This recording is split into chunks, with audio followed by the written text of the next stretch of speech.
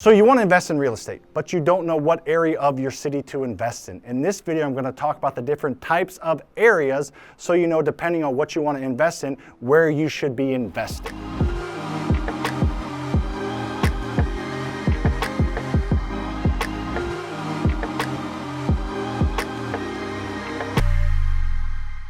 Now, it is a little bit subjective, but in general, how I'm classing these areas is how most people would. There are 4 different classes. There's A class, B class, C class, and D class. You may have guessed A class is the nicest, D class is not the nicest, but let's put some context to that and put some guidelines so that if you want to wholesale or hold rentals, you know which class and what area is best for that type of investing. My whole goal of this entire FasterFreedom brand is to help you control your future. So if you appreciate that, give this video a like. I would appreciate that. I want to make this as simple as possible. So I have 4 criteria. I'm going to talk about how each class fits into that criteria. Again, this is somewhat subjective, but you'll get a feel for it by the end of this video, and you'll probably know exactly what A, B, C, and D classes are in your town. All right, let's start with A class. The first criteria is the property. Most properties in A class areas are built in the past few years. I would maybe say the past 5 to 10 years. So they're newer construction houses or properties. The houses don't have to be luxurious. A lot of them are, but they're just nicer houses in areas where houses don't sell a ton. If a house goes on the market, it sells quickly. All right, let's talk about the next criteria, affordability. The price of the properties in those areas are usually higher, and there's usually little to no renters in those areas. The houses are so expensive that they just don't make sense as an investment and have a renter in there. There's usually high income earners in those areas. They're well capitalized and they really maintain their properties really well. The third criteria is amenities. They're usually located in good school districts next to parks. Think Whole Foods, think Nordstrom's. Just think a really nice area with lots of amenities. You can walk or drive somewhere and be in front of a really nice grocery store or a really nice outlet mall. Just areas where really nice, convenient things are close. And the last criteria is livability. Crime is low, it's a safe place to live, people take pride in ownership, and it's just a nice area to live. A-class investing is really, really good for fix and flips or potentially wholesales. It's not as good for owning rental properties because you're not going to cash flow. The numbers just don't make sense in A-class areas.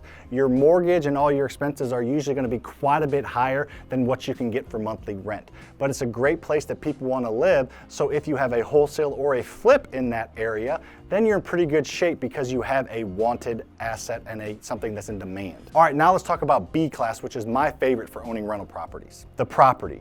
It's usually built maybe 20 to 40 years ago, so it's a little bit older, but it is newer construction as far as it doesn't have knob and tube wiring and a bunch of really old stuff.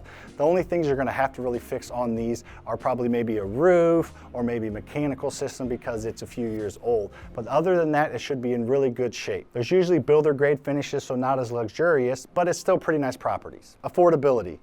These B-class houses are definitely in a little bit more affordable of an area. You don't have to be an extremely high income earner to live in these areas. You probably have to make a decent income or maybe have a 2-income household, but this is maybe more working class people that go to work every single day. There's usually a few rentals in that area, but not a ton. It's maybe 20-25% rentals. So if you're in a neighborhood of 100 houses, maybe 25 of them are rentals. So there are a decent amount of rentals in these areas, but it's not overtaken by rentals. Amenities. You have good access to amenities similar to A-class, but maybe not quite as nice of grocery stores or maybe not quite as nice of outlet malls. Everything is still pretty local. It's usually a little bit further outside a city, not quite maybe the suburbs, not downtown. It's usually kind of in the middle where people are slowly moving out of the city. It's a good, healthy, safe working class area. Livability. Crime is low because we're mainly talking single family houses. There definitely maybe is a little bit more crime than A-class, but not really. I don't look at a B-class area as at all dangerous. It's a very, very safe area. And there's probably some properties that are maybe like A- or B+, so there's, you know, a little bit of wiggle room in the middle there. So you're gonna get a little bit of both in some of these areas, but B-class areas are great for owning rental properties in my opinion. As I said, these are nice, safe areas in good school districts with working class people that do have pride in ownership, or the landlords that do have rentals there are people like me that do have pride in ownership as well and care about the community and care about that property. I love it because areas like this are going to grow in value over time. Maybe not as quickly as A-class areas, but you are going to get some appreciation or growth in the value of that property.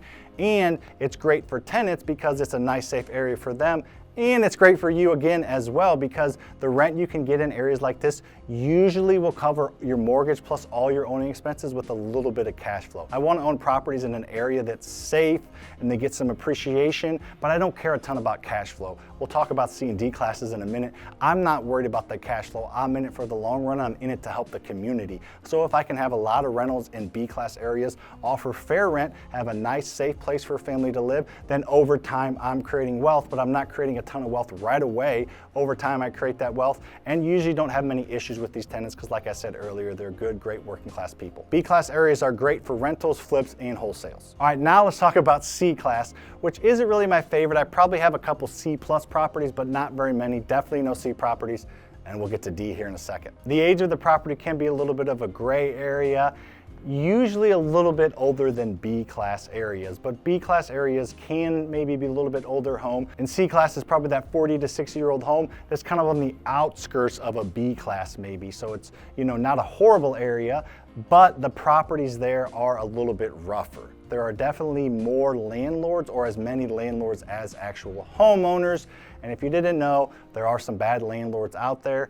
D class is where the slumlords are. You are going to get some landlords that don't care as much about the property, and honestly, you're going to get some homeowners that don't care much about the property. You drive through these areas and there's usually not maybe cars parked in the driveway, but there's like more cars parked around. The houses aren't as well taken care of on the outside. They're not falling in by any means, but it's usually just an area that there's not as much pride and ownership of the actual property, and they're just not as well taken care of. A lot of deferred maintenance, you know, nothing falling in, like I said, but just things are dirtier. Maybe siding hasn't been power washed in several years and no one really cares. So those kind of areas. Affordability. If there is a homeowner in that area, it's extremely affordable for them. Their mortgage is going to be extremely low.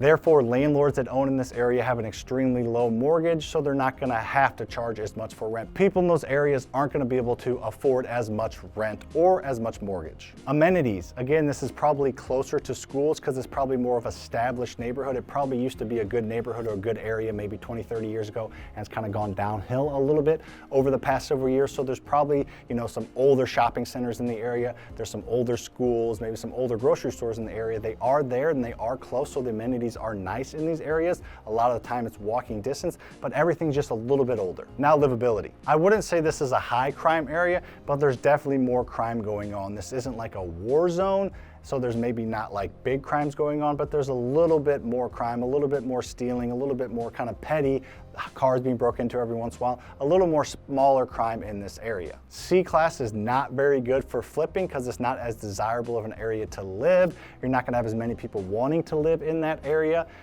and you're not going to be able to get as much for the houses. But it's okay for wholesaling if you're going to be wholesaling to landlords that want to own rentals in this area. And as far as rentals go, it's pretty good for that. For a landlord that wants a little bit more cash flow, but's not worried as much about appreciation or having houses in nice areas. On to D class. Don't need to spend a ton of time here. You probably get where I'm going with this. The property. Properties in this area are usually quite a bit older. Maybe this used to be a B or a C class several years ago, but it has turned to a D class. This is where you're going to see every few houses, you're going to see a boarded up house or somebody squatting in a certain house. And it's just not a very nice area to be around. And the outsides of the buildings show that. The outsides of the property show that. They're not very well maintained. There's a lot of deferred maintenance. There will be tarps on roofs. This will be an area and properties that you don't feel super safe going in. Affordability. This is a super affordable place to live. Houses, depending on your city, are probably like $20,000 to $50,000 houses. Mortgages are super low. But again, there's not much occupancy, a lot of vacant houses, vacant areas, and it's an affordable place to live. But do you want to own houses there, and do you want to live there? Before you think I'm dogging on D-class areas too much, just wait till the end of this video. I'm going to talk about when and why I would invest in D-class areas. Amenities. You do have decent access to amenities in areas like this because this probably used to be a B or a C-class area, is kind of gone throughout the wayside. There are going to be strip malls and grocery stores and gas stations around, but there's going to be a lot of vacant gas stations and grocery stores. There's going to be a lot of boarded up things. There's going to be bars. This is just not a super safe place to be. Livability. Crime is pretty high in these areas. These are the areas where you hear of shootings. These are war zones. This is definitely an area that people do not want to live in. They just have to live in. In these areas, the only type of investing that really makes sense is if you're a slumlord and want to own a ton of cheap properties that are not going to grow in value and all you care about is cash flow. I care about way more than that. I care about way more than making money. That's why I don't really invest in D-class areas. But where I would invest in a D-class area, and where I may in the future, is where I want to help out the community. One of our values is making our community better, the St. Louis community better. And as I do that, and as I grow more of a rental portfolio, and as I grow more wealth and have more, I guess, control or maybe more say on what goes on in the St. Louis area, I love the idea of turning D-class areas into C or B-class areas. I love the idea of helping out the community. I'm not just gonna go buy 2 houses in a bad area and have to deal with all that, but I would enjoy maybe owning properties and kind of turning an area around. I've done it on a few apartment complexes. I took one of my apartment complexes, my very first one, my 3rd unit apartment complex. The police said that they were there on a daily basis. People weren't paying rent. It was just a nightmare of a property. Now, the police are there maybe once a month at the most, and it's a 32 unit, so quite a few people stacked on top of each other. We really turned that property around and that kind of area around that apartment complex around, and that was really fun. We probably took maybe a C- into like a B- on that apartment complex, so I love that. So maybe we'll do that more in the future, but I feel like you have to have a lot of money or be more established if you want to go into a D-class. I do not suggest new investors going into D-class areas because there's going to be so many problems, even if it's more affordable of an area to get into because you can buy houses for 20 or 30 grand. I do not suggest new investors going in that area. If you want to learn step by step how I buy rental properties without using any of my own money, click on this video above where I walk through a real life BRRRR example and show you in and out, before and after of a property, walk you through all the numbers and really give you a feel for how to buy rentals using other people's money. If you got any value out of this video, please hit that like button if you have not yet. Subscribe if you have not as well. Hit that notification bell. I go live on YouTube quite a bit and answer questions and teach more there. See you on the next one.